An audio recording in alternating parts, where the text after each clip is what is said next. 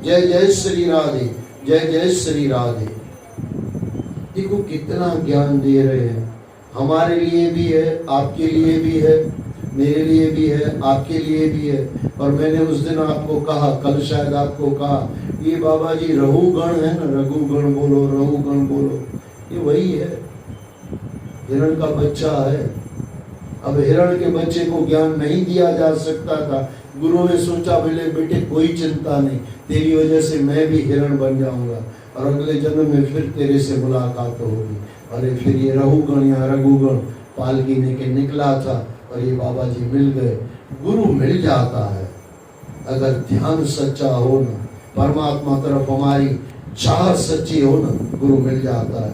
अध्याय 15वां, भरत के वंश का वर्णन। श्री सुखदेव जी ने कहा, राजन, श्री भरत जी का पुत्र सुमति था, उसने ऋषभदेव जी के मार्ग का अनुगमन किया था।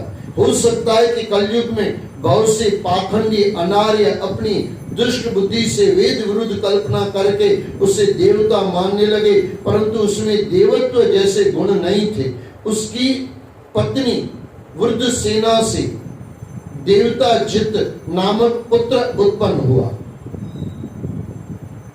देवता जित और असुरी के संयोग से देवदुमन पुत्र हुआ। देवदुमन की पत्नी धेनुमती से परमेष्टि नामक पुत्र हुआ। परमेष्टि की पत्नी सुरवचला के गर्भ से प्रतीह नामक पुत्र हुआ। प्रतीह से आत्मविद्या का पारायण करके दूसरों को भी प्रतीह ने आत्मविद्या का पारायण करके दूसरों को भी इस विद्या का उपदेश दिया। उसने स्वयं परम पुरुष श्री हरि नारायण का साक्षात अनुभव किया था। प्रतीह के 3 पुत्र प्रतिहर्ता, प्रस्तोता और उद्गाता नाम के हुए। ये तीनों यज्ञ कर्म में बहुत निपुण थे।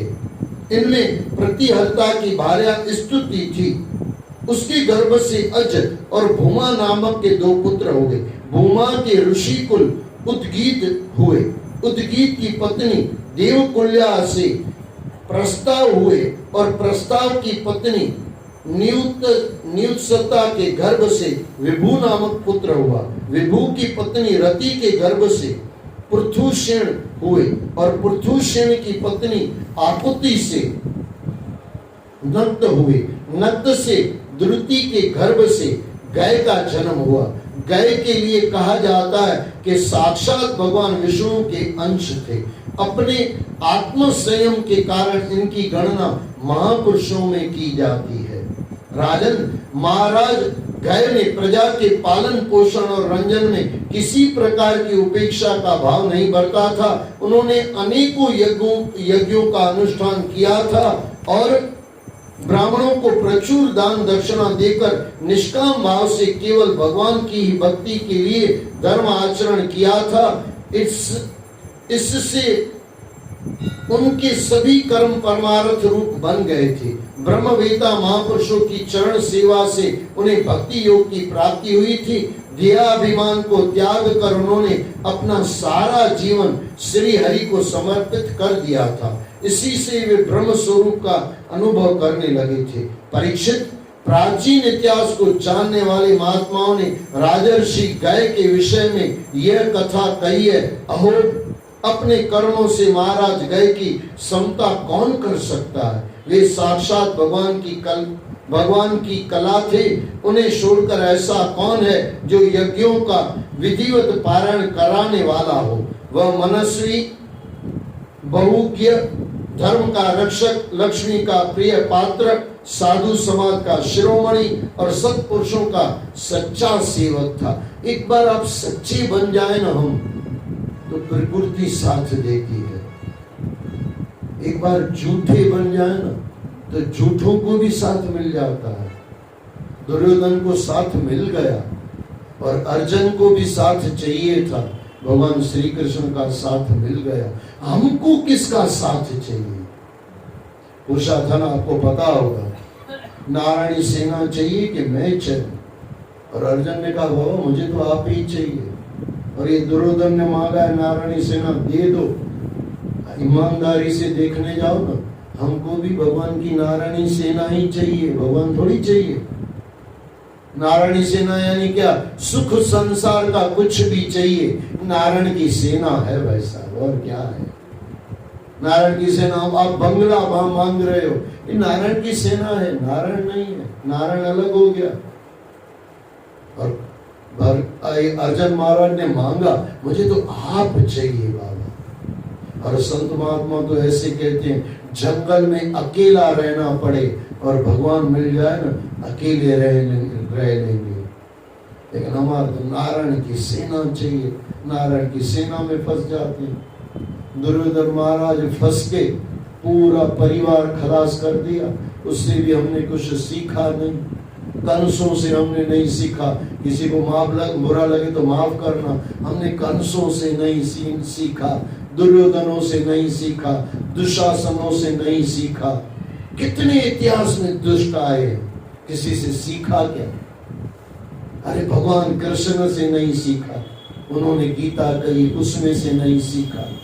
कहाँ सीखेंगे भाई? हम संतों की वाणी में चलते नहीं है और दुष्टों की बातें जो होती है उसकी मान के उस तरफ चल पड़ते हैं। होगा क्या हमारा भाई साहब, होगा क्या? कहाँ जा रहा है आज का इंसान? थोड़ा अगर अक्ल आ जाए तो परमात्मा की वाणी सुन के परमात्मा तरफ चल पड़े, आनंद आ जाए। उसका राज्य धन धान्य से भरपूर था, सभी देवों की उन पर कृपा थी, उनकी अपनी कोई कामना नहीं थी, उन्होंने अपनी प्रजा को संतुष्ट किया था, अपनी प्रजा को संतुष्ट किया था। आपने परिवार को संतुष्ट किया है क्या? एक कहानी आती है, वो गीत जा रही थी, उसके ऊपर दूसरी भी गीत दौड़ रही थी। उसने सोचा मेरे पास ऐसा तो क्या है कि ये दौड़ रही है। ऐसा कहते हैं, सामने कोई पक्षी आया, उसने उसको पूछा ये सब मेरे पीछे क्यों है? बेटी बेटी जो मांस का टुकड़ा है ना तेरे मुंह में, छोड़ दे, ये सब गीतें उसकी तरफ चली जाएगी। ये सब तेरे पीछे कोई नहीं है, तेरे मुंह में जो मांस का टुकड़ा है ना, ये लेने के लिए सब दौड़ रही है। और कहते हैं वो गीत ने छोड़ दिया मांस का टुकड़ा, जो उसके पीछे दौड़ रहे थे सब मांस का टुकड़ा लेने नीचे आ गए। इस संसार को जो कुछ चाहिए ना दे दो और अपने परमात्मा से जुड़ जाओ, आनंद आ जाएगा। वहां पे वो मांस के टुकड़े की वजह से दौड़ रहे थे, और हमारे पीछे जो भी अपने सुख, हमारे गुरु ग्रंथ साहब में आता है, अपने सुख से जग फांद्यो को काहू को नहीं। आपको में से किसी को सुख चाहिए दे दो, उसको अलग कर दो भाई, अलग कर दो और अपने मन में आ जाओ। अलग रह जाना यानी उसके साथ संबंध नहीं तोड़ना है। बाहर से संबंध इतना हो कि लगे कि वो मेरा ही है, अंदर से तो मेरे तो गिरधर गोपाल, दूसरों में कोई। संसार में कोई हमारा नहीं है, हम ही हमारे हैं। राम ही मेरा है, कृष्ण ही मेरा है, गुरु ही मेरा है। इतना अगर समझ में आ जाए, सब कुछ आ जाए। रास्ते तो बहुत सरल हैं, ऐसे नहीं कि कठिन है, बहुत सरल रास्ते हैं। उनका राज्य धन धान्य से भरपूर था, सभी देवों की उन पर कृपा थी, उनकी अपनी कोई कामना नहीं थी, उन्होंने अपनी प्रजा को संतुष्ट किया था। स्वयं श्री हरि राजर्षि गाय के यज्ञ में तृप्त हो गए थे। अब देखो भगवान उससे यज्ञ में संतुष्ट हो गए थे। हमारा भगवान हमसे संतुष्ट है क्या? आपका गुरु आपसे संतुष्ट है क्या? छोड़ो परिवार की, चलो परिवार जो कभी संतुष्ट हो नहीं सकता है, ये तो पक्की बात है। पूरा शरीर काट के परिवार को खिला दो ना तो भी वो संतुष्ट होने वाला नहीं। गुरु संतुष्ट है क्या आपकी बातों से? परमात्मा इष्ट देव हमारा संतुष्ट है क्या? कोई सच्चा दरवेश हमारी बातों से संतुष्ट है क्या? अगर वो संतुष्ट है तो जीवन सफल है, इसके नहीं है तो उस तरफ हम चलें। इसलिए उसकी कोई बराबरी नहीं थी। स्वयं श्री हरि राजर्षि गाय के यज्ञ में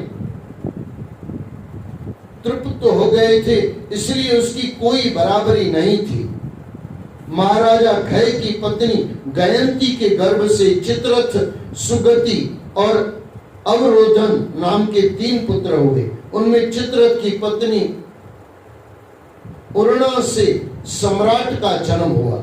सम्राट ने अपनी पत्नी उत्कला से मरीच और मरीचि की पत्नी बिंदुमती से बिंदुमान नामक पुत्र हुआ। बिंदुमान की पत्नी सर्गा से मधु और मधु की पत्नी सुमना से वीरव्रत हुआ। वीरव्रत की पत्नी भोजा से मंथु और प्रियथु नामक 2 पुत्र हुए। उनमें से मथु ने सत्या के गर्भ से भोवन को और भोवन की पत्नी दूषणा के गर्भ से त्वष्टा नामक पुत्र हुआ। त्वष्टा की पत्नी विरोचना से विरज नामक पुत्र हुआ और विरज की पत्नी विशुचि से शतजित आदि 100 पुत्र और एक कन्या का जन्म हुआ।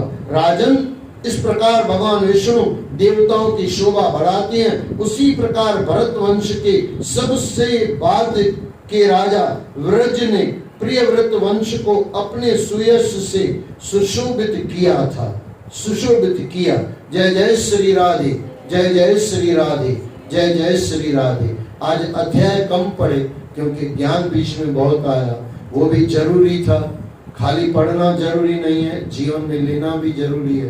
तो मैंने भी कुछ लेने का प्रयत्न किया और मैंने प्रयत्न किया आप भी कुछ ले पाओ। इसके लिए आज पढ़ा कम और लिया आपने भी ज्यादा, मैंने भी ज्यादा। फिर से एक बार जय जय श्री राधे, जय जय श्री राधे, जय जय श्री राधे।